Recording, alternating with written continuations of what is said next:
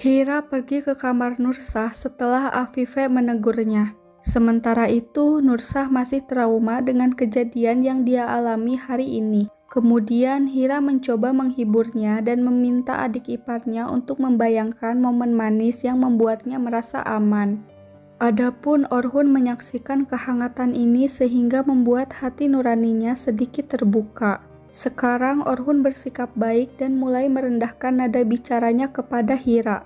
Keesokan harinya, Hira pergi ke halaman rumah untuk menyiram tanaman. Kemudian Eda tiba-tiba datang lalu membuka topik obrolan yang menyinggung Hira. Hira menanggapi pertanyaan-pertanyaan Eda dengan santai. Bahkan dia juga memuji Orhun dan tidak menyalahkan perilaku buruk Orhun yang selama ini dia dapatkan. Kemudian Orhun membawa Hira pergi untuk menghindari pertanyaan-pertanyaan lain yang dapat diajukan oleh Eda. Orhun membawa Hira ke Sile untuk menemui salah satu pemandu yang pernah tinggal di Afrika. Tujuan Orhun menemui pria itu adalah karena dia berharap Hira tak terlibat dalam kematian saudaranya. Namun pemandu itu tidak ada di rumah karena dia sedang pergi ke ladang, sehingga Orhun mengajak Hira ke pantai sambil menunggunya kembali. Hira sangat antusias karena ini adalah pertama kalinya dia melihat laut.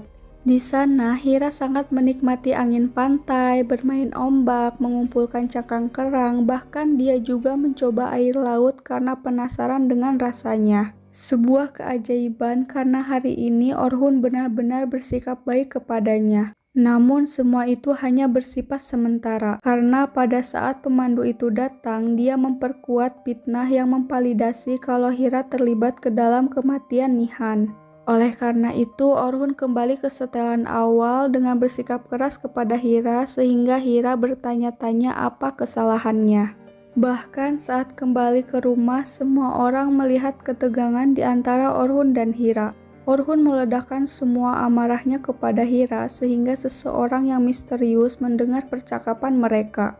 Orang yang menguping mereka itu belum diketahui, tetapi saat Hira makan malam, semua orang menatapnya dengan tatapan sinis. Keesokan harinya, Hira pergi ke dapur untuk membuat kopi. Namun, Hira menumpahkan kopi itu karena bertubrukan dengan Eda. Sebenarnya Eda sengaja menemui Hira untuk melontarkan cacian karena dia sudah tahu kalau Hira adalah penbunbun Nihan. Jadi, orang yang menguping percakapan mereka semalam adalah Eda. Kemudian Orhun membawa Eda keluar dan memperingatkan Eda untuk tetap menjaga rahasia ini bahkan kepada ibunya. Sementara itu, masalah ini menjadi keuntungan bagi Eda. Dia terus mengganggu Hira karena dia berpikir semakin dia menyakiti Hira, semakin cepat pula dia akan mendapatkan Orhun. Di sisi lain, keluarga Demirhanlı sedang diselimuti duka karena hari ini adalah hari ulang tahun Orhun tanpa kehadiran kembarannya. Oleh karena itu, setiap kali Orhun melihat Hira, emosinya langsung memuncak. Dia juga menghukum Hira dengan menyuruhnya untuk memasak banyak makanan tanpa dia cicipin sedikit pun. Sementara itu, Eda beraksi menjahili Hira dengan menaruh gaun Nihan di kamar supaya Orhun memarahinya. Dan benar saja, pada saat Orhun melihat gaun kembarannya dipakai oleh Hira, emosinya langsung memuncak. Walaupun Orhun terus-terusan menyakiti Hira, Hira sudah mempersiapkan hadiah sederhana berupa gelang hasil buatan tangannya. Gelang itu memiliki makna indah yang menyangkut kenangan manis tentang Nihan. Namun Orhun melempar gelang itu karena dia tak sudi menerima hadiah dari seseorang yang telah merenggut separuh jiwanya. Sudah 2 hari Aisyah menginap di rumah Demirhanlı dan kedatangannya itu membawa semua kenangan-kenangan manis saat Nihan masih tinggal di Afrika. Kemudian Aisyah menghampiri Hira yang sedang menyiram tanaman. Di sana mereka mengobrol tentang Nihan, di mana Hira meyakini kata-kata Nihan yang pernah bilang kalau setelah badai pasti ada pelangi.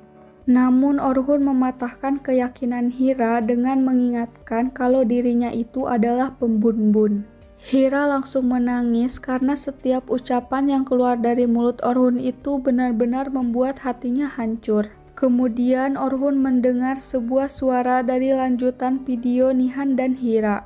Sepenggal video itu membuktikan kalau Hira selama ini tidak bersalah karena Nihan membuang roti yang dibawa olehnya. Nihan tahu kalau Caesar sedang mengincarnya, tetapi Nihan tidak selamat dari pengkhianat yang meracuninya lewat kopi. Setelah kebenaran terungkap, Orhun benar-benar merasa berdosa karena sudah menyakiti Hira tanpa ampun. Di setiap langkahnya, Orhun selalu dibayang-bayangi oleh perilaku buruknya kepada Hira. Oleh karena itu, sekarang Orhun mencoba menebus dosanya dengan memperlakukan Hira dengan baik.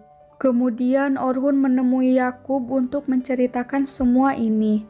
Adapun Yakub dari awal tidak percaya kalau Hira adalah penyebab kematian Nihan. Karena pada saat Yakub bertemu dengan Hira, dia melihat kebaikan dan kelembutan yang ada di dalam dirinya. Nursah mengajak kakak iparnya bergabung dengan keluarganya di ruang tamu. Kemudian Orhun datang lalu memamerkan hadiah yang diberikan oleh Hira. Hira pun sangat terkejut karena akhir-akhir ini sikap Orhun berubah kepadanya. Orhun mulai mencari keberadaan keluarga Hira sebelum dia mengatakan kalau Hira bukan penyebab kematian Nihan. Di sisi lain, semua wanita sedang berkumpul menikmati cookies buatan Hira. Eda yang polos tidak tahu kalau cookies itu buatan Hira sehingga dia datang ke kantor agar Orhun mencicipi cookiesnya. Namun Eda melihat Hira sedang bersama Orhun. Eda nampak kesal sedangkan Orhun mengabaikannya dan memilih menikmati cookies buatan Hira. Kemudian Yafuz melaporkan informasi kepada Orhun tentang pencarian keluarga Hira. Informasi yang diberikan Orhun sedikit sehingga Yafuz membutuhkan foto, lokasi ataupun yang bisa memudahkan dia dalam misi pencarian itu. Lalu Orhun menemui Hira dan memintanya untuk menceritakan keluarganya lebih detail. Untungnya Hira menyimpan foto masa lalu sehingga masalah ini akan memudahkan Orhun dan anak buahnya. Afife mengumpulkan semua keluarga untuk membicarakan pertunangan keluarga Halisade yang akan mereka hadiri malam ini.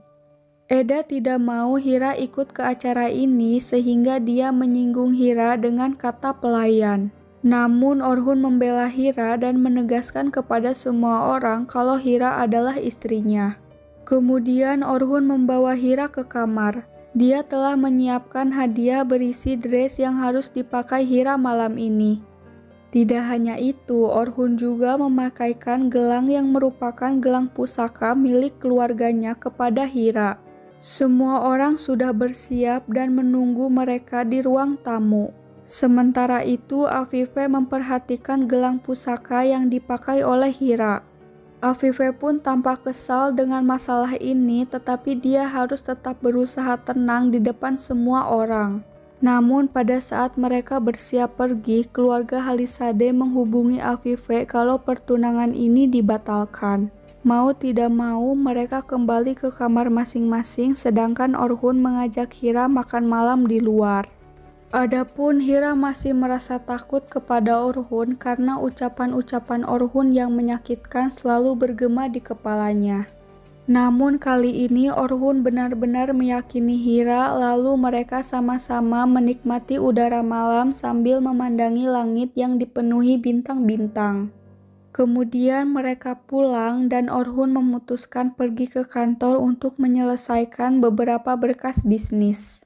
Di sisi lain, Eda sangat cemburu melihat Orhun memperlakukan Hira dengan baik karena yang dia tahu Orhun sedang balas dendam atas kematian saudaranya.